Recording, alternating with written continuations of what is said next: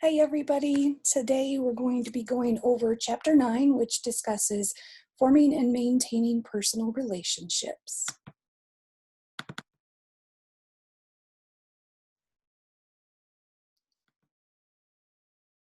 Okay, so to start off with, we're going to talk about why relationships matter to us. Ultimately, we form social relationships because we have the need to belong. We need social bonds that are interactive, so they go back and forth, and that are emotionally close to a certain extent. We have an opportunity to develop and maintain many of these social relationships online. And there's even the need to belong theory that asserts that each of us is born with a fundamental drive to seek, form, maintain, and protect relationships. To a certain level, of course, that's going to be subjective. In terms of rewards that social relationships bring us, there is the aspect of the emotional rewards. So from that, we get emotional support from one another, and we experience a certain level of happiness from those relationships. We can also get or have material rewards, which would include things like money, food, shelter, etc. And then there are also health rewards. So relationships help us ward off the negative effects of stress. And then we also see that others that obviously we're part of a relationship with will look out for our safety and well-being. So if we dig into those a little bit more, social relationships can also carry a cost. So even though we may have a reward, it may cost us at least a certain amount. It could be in terms of time, so investing time, spending time with people that we have relationships with. It could also be an emotional investment. Obviously, you might become emotionally attached to someone or experience that empathy. If someone else is experiencing something emotionally, we may also experience that. It can end up costing us money. So if you go out to dinner with your friends to maintain a relationship, obviously you're going to have to spend money on dinner or gas or whatnot. And there can also be a physical investment. So here we see a picture of two men that are moving. So in this case, it could be a friend that's helping someone else move. So obviously you have to invest a certain amount of physical energy into assisting them to maintain a relationship. Close relationships also require commitment, and commitment is defined as the desire to stay in a relationship no matter what happens. Now, this can be a little bit dangerous, as you can imagine. If someone ends up having to give a lot to a relationship, it can cost them quite a bit. But commitment suggests that you stick with that relationship no matter what the cost. Commitment has emotional, social, and legal and financial forms. So obviously, if you are invested in a relationship, you can be emotionally invested.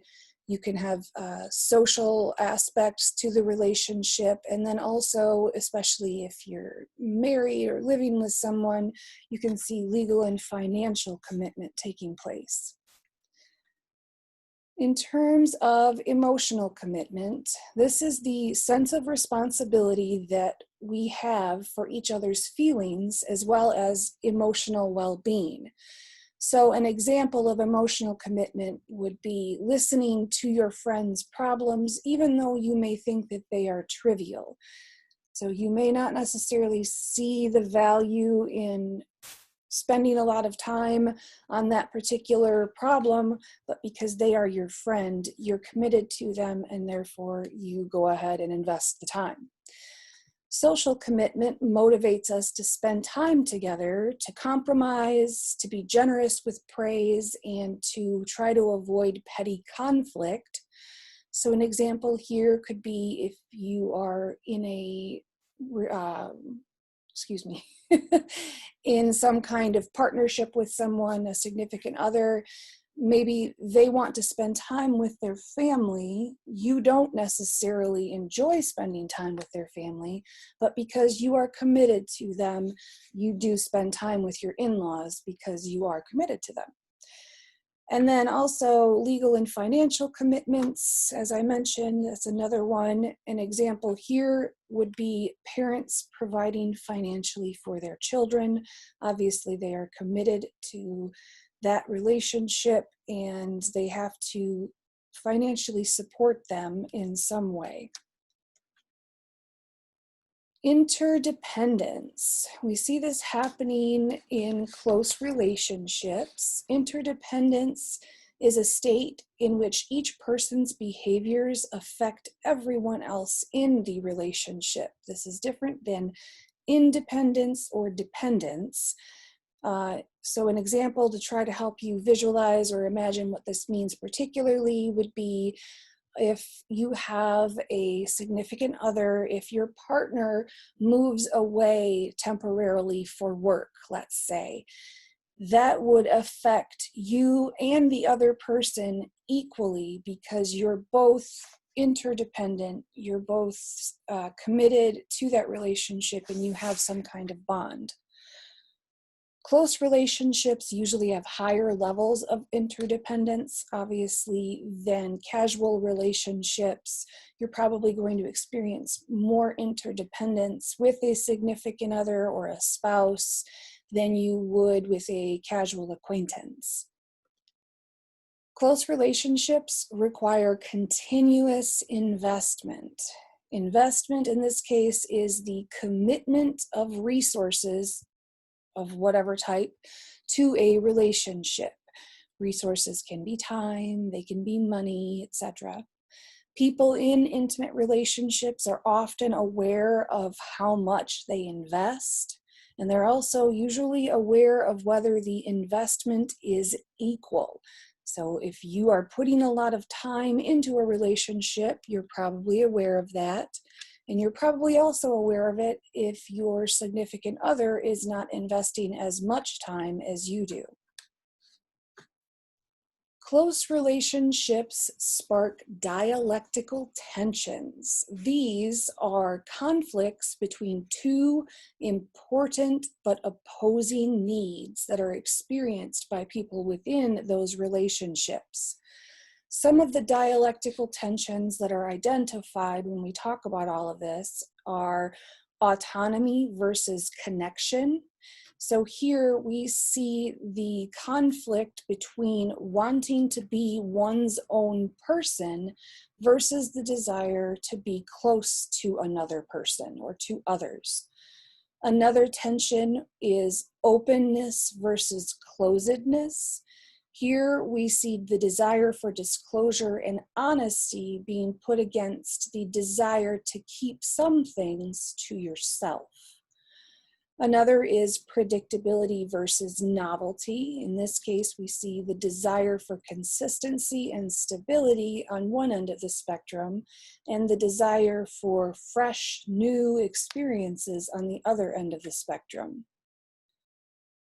Some strategies for dealing with these dialectical tensions. As you experience them, how do you manage these tensions? Some of these include denial, which is where you just respond to only one side of the tension and ignore the other. So going back, openness versus closedness, maybe you just only address the openness factor and ignore the other. Disorientation is where you escape the tension entirely by ending the relationship. Obviously not always the best choice, but that is a management technique. Alternation is another one. This would be where you go back and forth between the two sides of the tension, and it's ultimately turn taking. So doing one thing one time and then opting for the other when it happens again. Segmentation, this one's a little bit trickier to grasp, but this is dealing with one side of attention in some aspects of a relationship and dealing with the other side of the tension using other segments within your life. So an example that hopefully helps you imagine what this means a little better is, let's say you have the autonomy versus connectedness tension taking place. You may choose to share specific intimate details about yourself with your partner to have that sense of connectedness, but then choosing to, in terms of your another segment of your life, choosing to keep your last name after you get married in order to exert a certain level of autonomy. So different aspects of your life and using a different strategy, or different side of the spectrum in those different areas within your life. Another management technique is balance. This is where you compromise between two opposing forces of a tension, trying to find that happy medium, quote unquote, which sometimes compromise is not always the best thing, because we find that people can sometimes feel as though, or I should say both people in the relationship would feel as though they're having to give something up in order to come to that compromise. Integration is another strategy. This is where you try to develop behavior that will satisfy both sides of the tension simultaneously. So an example is in terms of autonomy and connectedness. Again, let's say you have that tension taking place in your relationship. So as you're spending time with your significant other in order to fulfill that connectedness need, you might be in the same room as that person. So you're around them, you're engaging in some kind of connectedness behavior, but then you might be reading a book while the other person is watching TV. So you're operating within both ends of the spectrum simultaneously. Recalibration is another one. This is where you reframe the tension so that the contradiction between opposing needs disappears. So we talked about reframing before, or reattribution. This is where you try to reshape the way that you think about the tension so that it doesn't become a tension anymore. So rather than feeling as if you're stifled by someone's need to be around you all the time, and you're always feeling like you need to be more autonomous, you try to appreciate the value of connectedness as much as you do autonomy. Another strategy is reaffirmation. This is where you just embrace tension as part of daily life and you don't fight over it. Obviously, there's going to be tensions in relationships, and rather than making a big deal about it, you try to realize that it's an inevitability of a relationship so that there isn't so much of a struggle that ensues. In terms of forming and maintaining social bonds, interpersonal attraction is any force that draws people together. So here's where we talk about the forming of social bonds. The attraction theory explains why people are drawn to other people, and there's a few elements that contribute to this. The first is physical attraction. So we may be drawn to someone just because of their physical attributes and their looks. Another one could be social attraction. This is where we would be attracted to someone's personality, their attitude, their sense of humor, those types of things. And then there's also task attraction, where you're attracted to someone's abilities or their dependability. So if someone is really good at, handyman type of stuff, and you find that very attractive because you're not so good at it, that may be a reason that you form and maintain that bond. Certain other characteristics make someone attractive, as we mentioned, specifically appearance. Appearance, however, is usually more important in the beginning of a relationship, and then it becomes less important as the relationship progresses and as we get to know them better. And then we start to become attracted to other things about them, more like their personality and whatnot. Proximity is also another determining factor. We find that we're more likely to develop relationships with people that we frequently interact with. So if we see someone on a regular basis, or just simply living closer to someone may determine whether we find them attractive, versus if it's a relationship with someone that's, say, 8 hours away, that may not be something we find as attractive.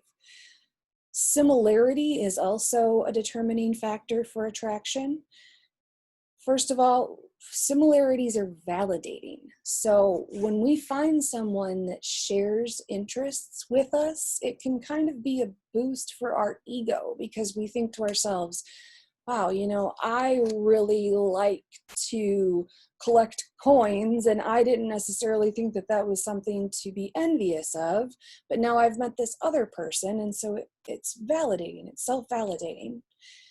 Similarities also enable us to make fairly accurate predictions about someone else. So uncertainty and anxiety are reduced when we see someone as similar to ourselves, because then we feel as if we can actually anticipate their behavior with greater accuracy, because we know ourselves, we know how we would react in a situation, so we assume because they're similar to us that we would probably know how they would react in a situation. And then also, we assume that similar people will like us because, they're similar. They have things in common. So then we like them. And there's more than likely a reduced chance of rejection, which we've talked about before, in the sense that we try to avoid rejection and uncertainty. So those types of things really play into it. Complementarity is also another reason for attraction. This describes the state in which each partner's characteristics satisfy the other person's needs and complement the strengths or weaknesses of the other person. So this is ultimately where that cliche that opposites attract comes into play. If you are maybe a little bit shy, you may find it appealing to find someone that is outgoing, because there's that complementarity factor. And then ultimately, culture can influence some perceptions of attractiveness, especially in regard to physical attributes. Where we live, what culture we are part of, can ultimately determine how we perceive attractiveness. So for example, in the United States and Europe, we generally find ourselves, or as a society, we value people that are thin or physically fit, where in Africa, for example, people find those who are heavier or even overweight as being more physically attractive. The uncertainty reduction theory. I had alluded to this a little bit earlier, and we've also sort of touched on it in previous chapters. The uncertainty reduction theory suggests that we get to know other people in order to reduce our uncertainty about that person. We don't always enjoy uncertainty. And so we're often motivated to reduce the likelihood or the chances of that uncertainty. So we do things to try to make a situation maybe a little bit more predictable, or at least a little bit more familiar. According to this theory, the more that we know about someone, the more that we will like that person. That's the idea. But we do find that this isn't always true. Sometimes there's that element of mystery, and so we can kind of ignore this uncertainty reduction theory. There's another theory called the predicted outcome value theory that suggests that when we first communicate with people, we try to predict whether continued communication with them will be worth the effort. So, is the amount of time and investment that we put into this relationship going to be worth it? And if it is, we then engage in approach behaviors to pursue a relationship. If we decide that it probably isn't worth the time and effort, then we start to use avoidance behaviors, and both of those we've talked about before. Any form of attraction is going to motivate us to engage in approach behaviors. So these are all, we've talked about it before, behaviors that signal interest. They can be verbal or nonverbal, and ultimately they are done in an attempt to collect information about the person to reduce uncertainty. So we want to get to know them more in order to predict what type of person they are and predict what type of relationship we will have with them. If the outcomes of a relationship seem less positive, we engage in avoidance behaviors, and those are the behaviors that signal our lack of interest in them or in the relationship. The social exchange theory says that we seek relationships in which benefits outweigh costs. So we're going to see both in a relationship, so then ultimately we kind of do the math to figure out how much we'll get from a relationship and how much we will spend or how much we will invest. The comparison level is going to be our realistic expectation of what we want and what we think we deserve from a relationship. So we look at it and say, here's what I want out of a relationship. Here's what I think I deserve. There's the comparison level. Now, the comparison level for alternatives also factors in, and this is our assessment of how our current relationship compares to our other options.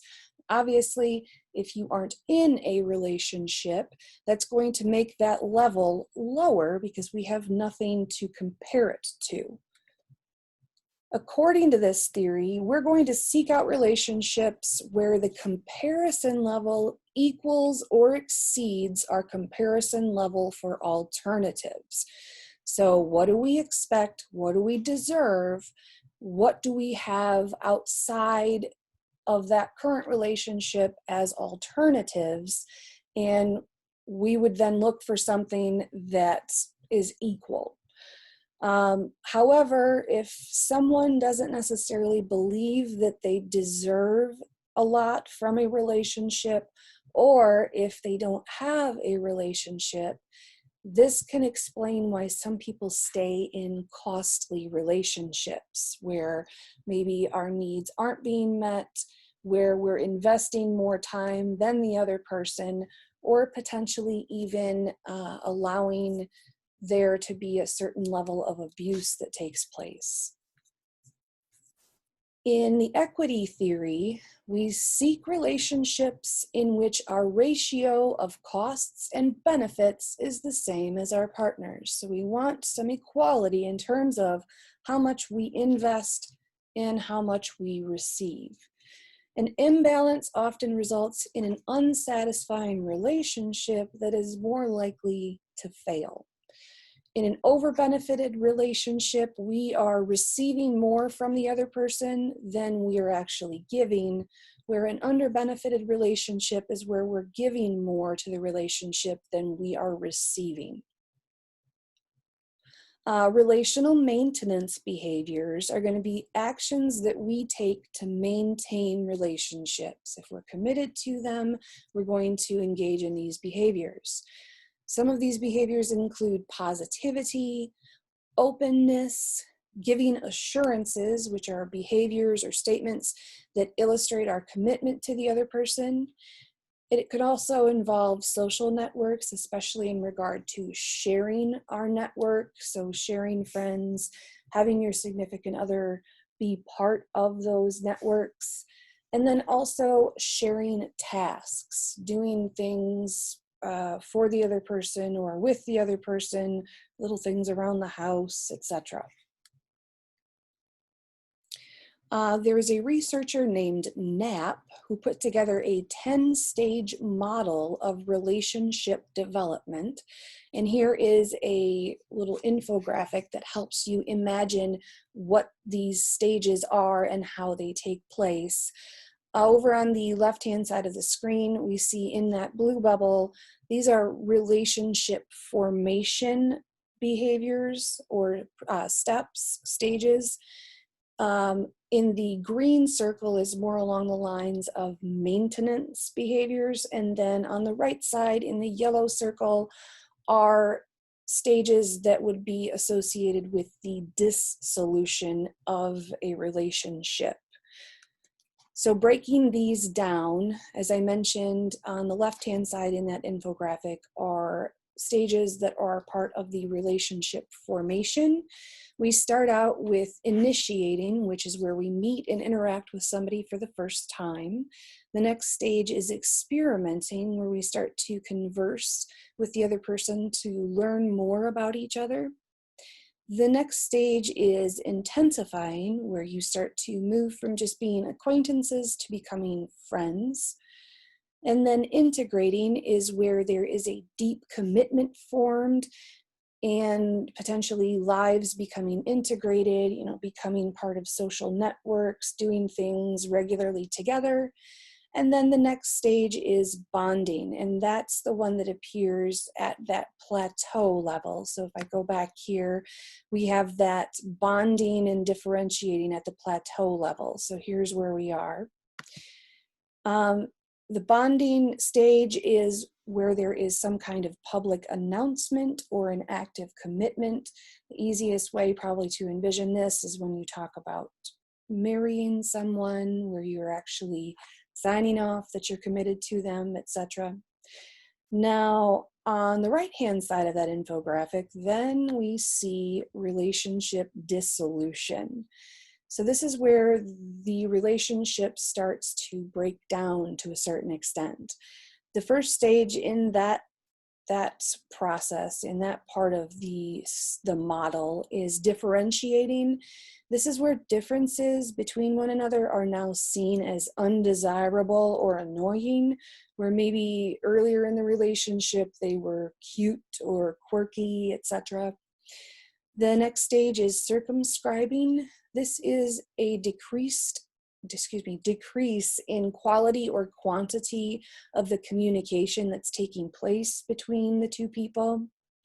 And then the next stage is stagnating, which is where the relationship is no longer growing, and it's more like the people in the relationship are just going through the motions at that point. And then the next stage is avoiding. This is where they would actually create physical distance intentionally between each other, obviously to avoid one another. And then the final stage is terminating. This is where the relationship is officially judged to be over. Now, I should say, and I probably should even have a slide for this, this model, just because we see initiating as the first stage, and then you kind of see this general progression, just because you're at maybe the stagnating stage does not mean that there can't be a reversal and you can back up and go maybe to the integrating stage, where you start to figure out how you can come back together and spend time in that relationship. There can be kind of like, jumping around from this stage to that stage. And specifically, I bring that up because we see that culture and gender can ultimately influence where we start on that model. So, or where we dissolve that model. For instance, in lesbian and gay relationships, these groups may experience intensifying, integrating, bonding, and termination differently than in heterosexual pairs. And this could likely be because of discrimination. So there may be some hesitance to officially declare commitment to the other person because of fear of judgment, etc. So they may skip a step specifically, or they might focus more on one particular step than a heterosexual pair. Cultural practices also influence how that model works. So if we think about arranged marriage or polygamy, this can affect the stages. Obviously, if you're part of an arranged marriage, you jump straight to the bonding stage where there is an official declaration of commitment, but then you pretty much have to back up and start at the initiating phase to get to know a person. So that's going to dictate how those stages progress. Same thing with polygamy. The integrating stage is going to be quite different if there are other people involved that are already married to that person. It's going to look different in terms of how all of that goes, how things progress. In terms of online relationships, people may also form, maintain, and or dissolve relationships differently versus face-to-face.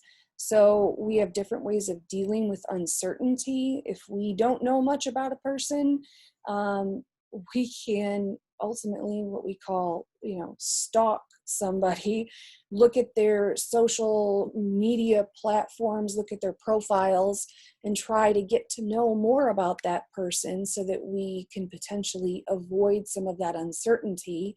Or we could also, look for common friends that we share. If we see, I didn't realize that my cousin knew that person, then we can ask our cousin, hey, what do you know about so-and-so? I saw that you guys were mutual friends. So, we approach that a little bit differently. It also results in different relational maintenance behaviors. So we may start to share posts about the other person, tag them in our posts.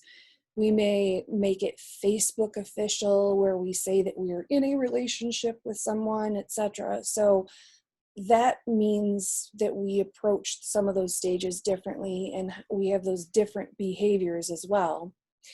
There are also different strategies for managing dialectical tensions. It may affect how much we share about our relationships. I personally see that people tend to share a lot more in social media in terms of, posting things about the person, tagging them, etc. And it can affect some of those tensions, specifically openness versus closedness, and denial versus segmentation. And it all just depends, of course, on the relationship, but we do see that those tensions are dealt with differently when we're online. Okay, so that is it for chapter 9. And as always, please let me know if you have any questions, and I hope you guys are doing great. And I'll see you soon. Bye-bye.